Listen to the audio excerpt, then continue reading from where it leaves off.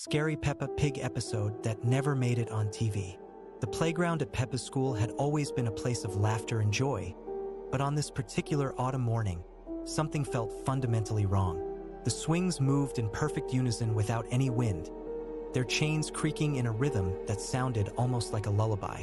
Peppa arrived early, her red boots splashing through puddles that reflected not the gray sky above, but something much darker and deeper. Susie Sheep was already there, standing motionless by the slide, her wool appearing to shimmer with an otherworldly luminescence. When she turned to greet Peppa, her smile was too wide, stretching beyond what should have been physically possible. "Hello, Peppa," she said, but her voice echoed as if coming from the bottom of a well.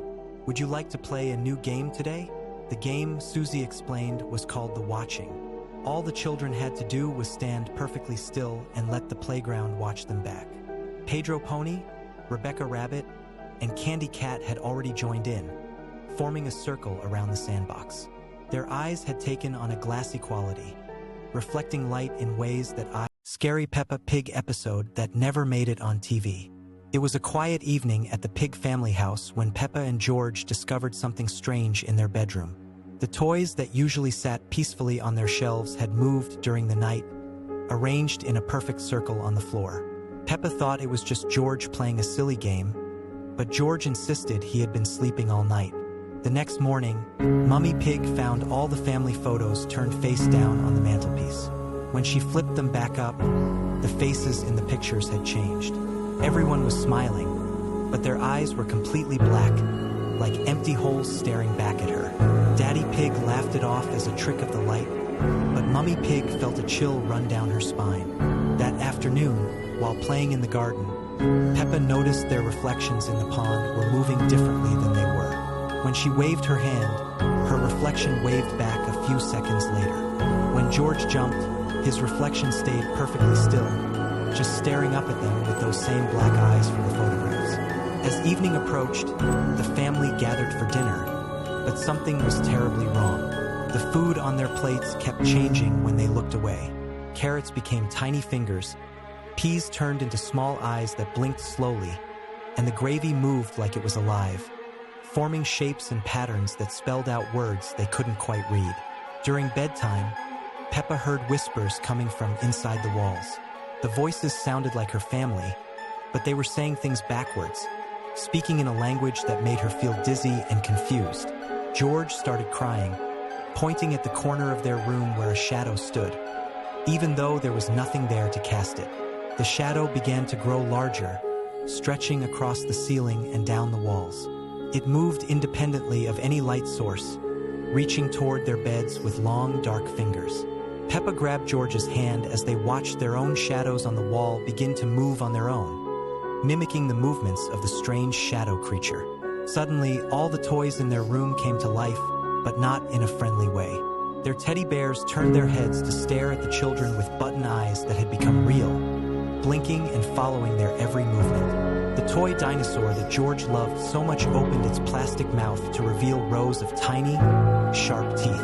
The children ran downstairs to find their parents, but Mummy and Daddy Pig were sitting at the kitchen table, perfectly still, with those same black eyes from the photographs. They turned their heads in unison to look at Peppa and George, their smiles too wide, stretching beyond what should be possible. The house itself seemed to be changing around them.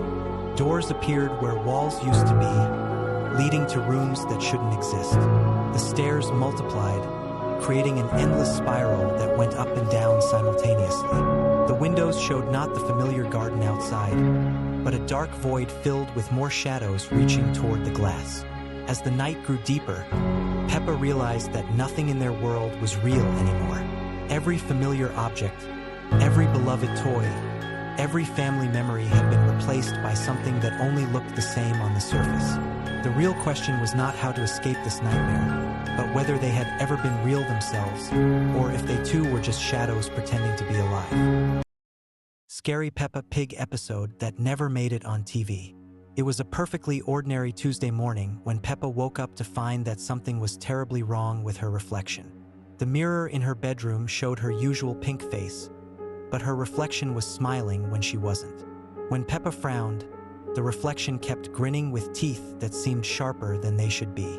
Downstairs, Mummy Pig was making breakfast, but her movements were too precise, too mechanical. She cracked eggs with the exact same motion, stirred the porridge in perfect circles, and when she turned to smile at Peppa, her eyes didn't blink for far too long. George sat at the table, playing with his dinosaur, but the toy's roar sounded different today, deeper, more menacing. At playgroup, Peppa noticed that all her friends were acting strangely. Susie Sheepswell looked darker, almost gray, and when she laughed, it echoed in a way that made Peppa's skin crawl. Pedro Pony's usually cheerful neighing had become a low, unsettling sound that seemed to come from somewhere deep inside him. Even Madame Gazelle's singing had an eerie quality, as if the notes were slightly off-key in a way that hurt to listen to. During playtime, the children gathered in a circle, but instead of their usual games, they began chanting something in a language Peppa didn't recognize.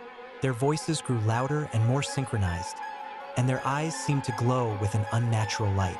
The playground equipment cast shadows that moved independently of the sun, reaching toward Peppa like grasping fingers. When Daddy Pig came to pick her up, his car made sounds it had never made before.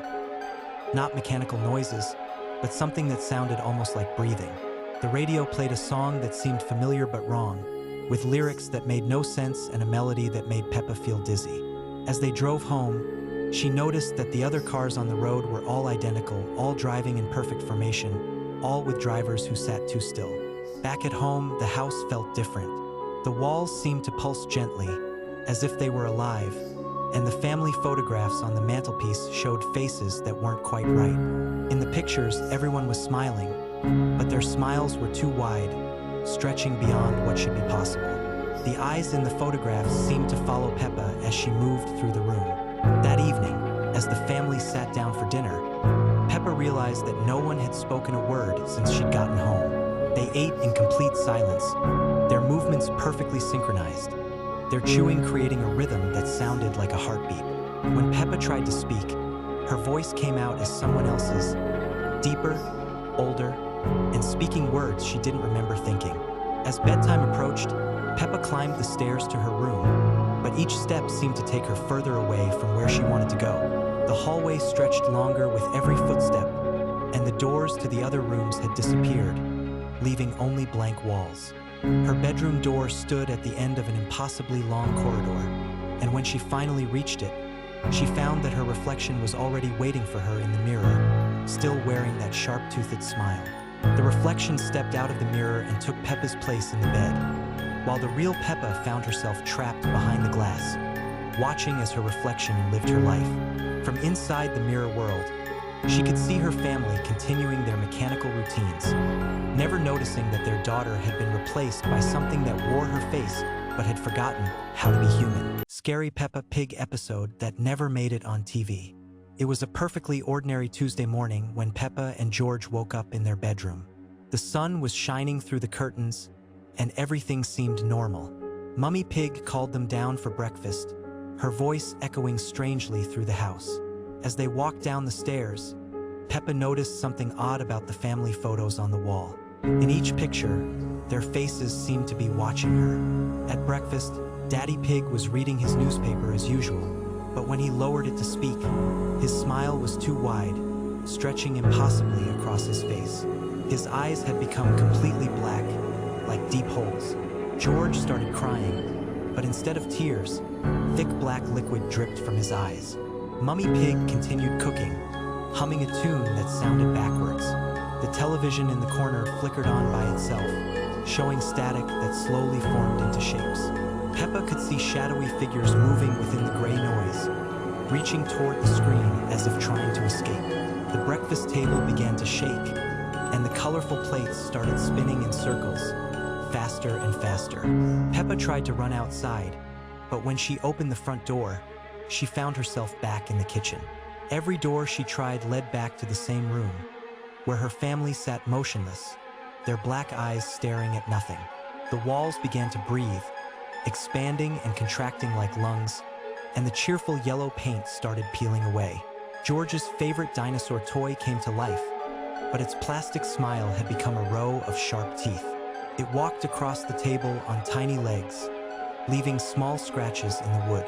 The toy's eyes glowed red as it whispered George's name in a voice that sounded like grinding metal. All the other toys began moving too. The house itself seemed to be changing. The rooms became longer and narrower, stretching like a funhouse mirror. The ceiling grew higher until it disappeared into darkness above. Peppa could hear footsteps coming from upstairs, but when she looked, no one was there. The footsteps got louder and closer. In the garden, the muddy puddles had turned completely black and seemed infinitely deep. When Peppa looked into one, she saw her own reflection, but it was moving independently, mouthing words she couldn't hear. The reflection pointed behind her with a terrified expression. As night fell without warning, the streetlights outside began flickering in a pattern. The other houses on the street appeared empty, with dark windows that looked like hollow eye sockets. The telephone rang with a shrill sound. When Peppa answered, she heard her own voice warning her about something terrible coming. Finally, as Peppa stood alone in the transformed house, she understood that this was no longer her home, and these were no longer her family. The things that looked like Mummy Pig, Daddy Pig, and George turned toward her in perfect unison, their black eyes reflecting no light. They began to speak in harmony, telling her that she would never leave and that tomorrow everything would appear normal. Scary Peppa Pig episode that never made it on TV. It was a quiet evening when Peppa and George discovered something strange in their bedroom. The toys they had left scattered were now arranged in a perfect circle around their bunk bed. Peppa thought it was odd, but George just giggled and ran to play with his favorite dinosaur. As night fell, the children went to sleep. But at midnight, something began to happen. The toys started to move on their own, their plastic eyes glowing with an eerie light. The teddy bear slowly turned its head toward the sleeping children, its stitched smile seeming wider than before. Peppa woke up first, sensing something was wrong. The room felt different, colder somehow. She looked around and noticed that all the drawings on the walls had changed. Instead of happy pictures of elephants and boats, they now showed dark figures with glowing eyes watching from the shadows. George stirred in his sleep, mumbling about dinosaurs, but his voice sounded strange, deeper than usual. When Peppa looked at her little brother, she gasped. His eyes were open, but they were completely black, like two empty holes. He sat up slowly, his head turning toward her with an unnatural clicking sound.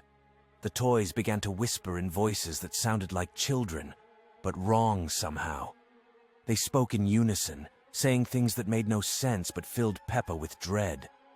The train set started moving by itself, its wheels making a grinding noise as it circled the room faster and faster. Peppa tried to call for Mummy and Daddy, but no sound came from her throat. She realized that the door to the room had vanished, replaced by a solid wall covered in the same strange drawings. The window showed not the familiar garden outside, but an endless dark forest where shadowy figures moved between the trees. George stood up from his bed, but his movements were jerky and puppet-like. When he spoke, it wasn't his voice anymore, but something ancient and cold. He told Peppa about the other children who had lived in this room before them, children who had played with these same toys until they became part of the collection forever. The ceiling began to lower slowly, and Peppa could see that it was covered with hundreds of eyes, all blinking in different rhythms. The walls started to breathe like living things, expanding and contracting. The familiar blue paint began to peel away, revealing something dark and pulsing underneath. As the room transformed around them, Peppa understood that this wasn't their bedroom anymore. It was a place between dreams and nightmares, where lost children played games that never ended. The toys reached out with impossibly long arms, inviting her to join their eternal playtime. The last thing Peppa remembered was hollow laughter echoing from far away. When morning came, Mummy and Daddy found the room as it should be, but Peppa and George were different now, their smiles too wide, their eyes holding dark secrets. Scary Peppa Pig episode that never made it on TV. It was a quiet evening when Peppa and George decided to play hide-and-seek in their house. The familiar yellow walls seemed different tonight, casting strange shadows that moved without any light source. Peppa counted to 10 while George ran to find the perfect hiding spot. When she opened her eyes, the house felt eerily silent. Peppa began searching through the rooms, calling George's name, but her voice echoed strangely. She checked the living room first, where the purple furniture sat motionless. But something was wrong with the family photos on the wall. In each picture, the smiling faces had been replaced with blank, staring eyes that followed her movement. Moving to the kitchen, Peppa noticed that all the cabinet doors were slightly ajar, creaking softly like breathing. The refrigerator hummed a low, haunting tune. Still no sign of George. She climbed the stairs to check the bedrooms, each step producing a hollow sound. In the children's bedroom, the toys scattered on the floor were moving slightly. The toy train was running its circuit without being wound up, and the teddy bear's head slowly turned to watch her. The drawings on the wall began to shift and change. Peppa called for George again, her voice trembling. From somewhere deep in the house came faint giggling that sounded like George, but distorted. Following the sound, she discovered a door painted the same yellow as the walls, making it nearly invisible. Behind the door was a long corridor that stretched much further than the house should allow. The walls were covered with family photos, but in these, everyone was crying black tears. The giggling grew louder as Peppa walked down the corridor. At the end, she found George sitting in a room that looked like their bedroom, but everything was wrong. The colors were too bright, the shadows too dark, and George himself seemed different. When he turned to look at her, his usual cheerful expression was replaced with an unnaturally wide smile. George spoke, but his voice came from everywhere at once. He told Peppa about other children who had played hide-and-seek in this house, children who had found this special room and decided to stay forever. The walls began to pulse like a heartbeat. As Peppa tried to run back, the photos on the walls began to move, showing her family in situations that had never happened. The corridor stretched longer with each step, and the giggling multiplied until it became a chorus of children's voices calling her name. Finally reaching the familiar part of the house, Peppa found Mummy and Daddy Pig in the living room, sitting perfectly still, staring at the television that showed only static. When she called to them, they turned their heads in perfect unison, their eyes reflecting the static. The house began to shift around Peppa, rooms rearranging themselves, doors appearing and disappearing. She realized she had become part of the game. As the episode ended, Peppa was seen standing at the front door, smiling that same unnaturally wide smile, waiting for the next family to move in.